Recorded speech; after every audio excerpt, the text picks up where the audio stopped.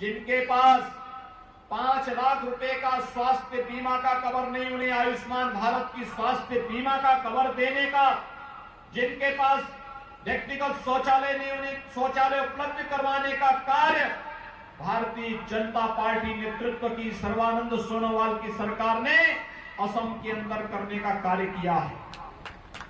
आपने देखा होगा कि यहां पर भारतीय जनता पार्टी सरकार के समय विकास सबका, लेकिन भेदभाव किसी के साथ नहीं हुआ, न जाति के नाम पर, न मत और मजहब के आधार पर। यहां तक कि चाय बागान में कार्य करने वाले कर्मयोगियों के लिए भी 50 वर्षों में कांग्रेस ने उनका मानदेय नहीं बढ़ाया। लेकिन मैं धन्यवाद दूंगा सर्बानंद सोनोवाल जी की सरकार को, जिन्होंने मानदेय को बढ़ा करके 217 रुपए करने का कार्य किया है और इसे आने वाले समय में 300 रुपए से भी करने के लिए एक व्यापक कार्य योजना भी उन्होंने खड़ी की है। ये विकास की वो सोच है जो असम के नागरिकों को विकास के पथ पर अग्रसर करके उन्हें जीवन की मुख्य धारा के साथ जोड़ करके एक भारत श्रेष्ठ भारत के सपने को साकार करने के लिए भारतीय जनता पार्टी के केंद्रीय नेतृत्व के मार्गदर्शन में आगे बढ़ाने का कार्य किया जा रहा है। आज असम में कहीं मेडिकल कॉलेज खुल रहा है, कहीं पर आईआईटी खुल रहा है, कहीं आईआईएम आ रहा है, कहीं पर निफ्ट आ रहा है, कहीं पर कोई केंद्रीय संस्थान आ रहा है। और तो और विगत दिनों खेलो इंडिया खेलों के तहत जब असम के अंदर खेल कूद की प्रतियोगिताएं हुई, उसने रिकॉर्ड तोड़ दिया कि कितने भारी पैमाने पर कितनी सफलतापूर्वक आयोजन असम के अंदर होते हुए दिखाई दिए। भाइयों बहनों, विकास का कोई विकल्प नहीं हो सकता है और इसीलिए भारतीय जनता पार्टी एक बार फिर से आपके पास आई आपसे कहने के लिए। याद करिए, जब प्रधानमंत्री मोदी जी 2014 में प्रधानमंत्री बने थे तब उन्होंने देश को कुछ नारे दिए थे। उन्होंने उस समय कहा था, हम इस देश के अंदर विकास करेंगे बिना भेदभाव के, विकास सबका।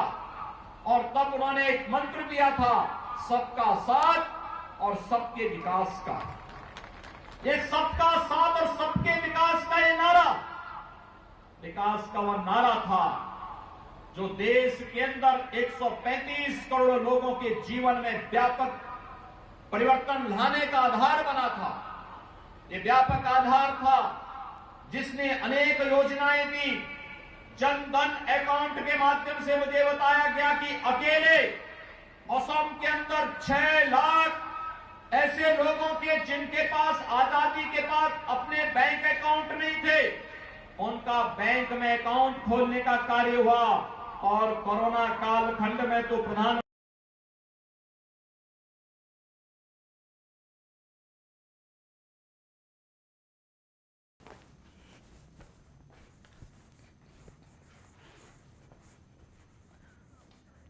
तो मुख्यमंत्री योगी आदित्यनाथ को आप सुन रहे थे। चुनावी प्रचार प्रसार की कमान संभाले हुए हैं वो, और बेहद ही महत्वपूर्ण जिस तरह से असम का वो जिक्र कर रहे थे। 3 रैलियां हैं आज उनकी, और लगातार आप देख रहे हैं कि किसी भी स्टेट का इलेक्शन हो, सबसे खास बात यह है कि वो स्टार प्रचारक रहते हैं। बंगाल की कमान संभाले हुए हैं, असम का हम जिक्र कर रहे हैं, नॉर्थ ईस्ट के इलेक्शन रहे हों, पिछले दिनों कर्नाटक के जब इलेक्शंस थे, या फिर हिंदी बेल्ट के किसी स्टेट के इलेक्शन हो, योगी आदित्यनाथ जो हैं सबसे ज़्यादा डिमांड में रहते हैं और इसी वजह से ज़्यादा रैलियां वो करते हैं। तो यहाँ पर भी आपने देखा जिस तरह से वो जिक्र कर रहे थे।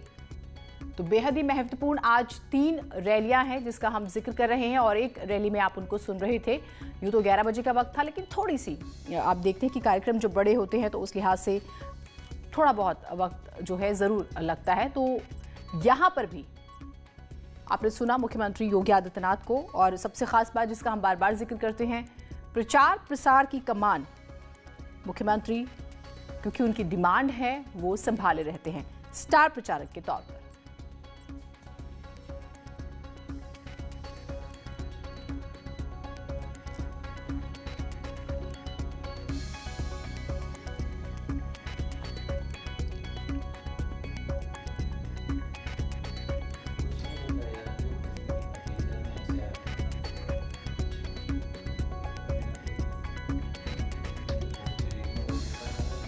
तो मुख्यमंत्री योगी आदित्यनाथ को आप अभी सुन रहे थे और काफी वो बरसते हुए नजर आए।